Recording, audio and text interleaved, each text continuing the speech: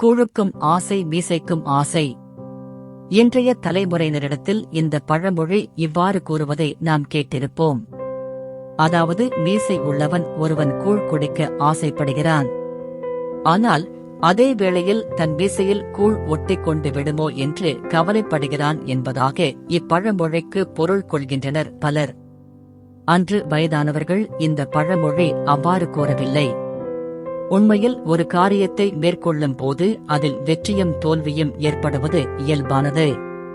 ஆனால் அக்காரியத்தில் ஈடுபட பயந்து பின்வாங்க முடியாது. நமது சிந்தனைக்கு ஏற்றதென கருதும் காரியத்தில் துணிந்து ஈடுபட வேண்டும்.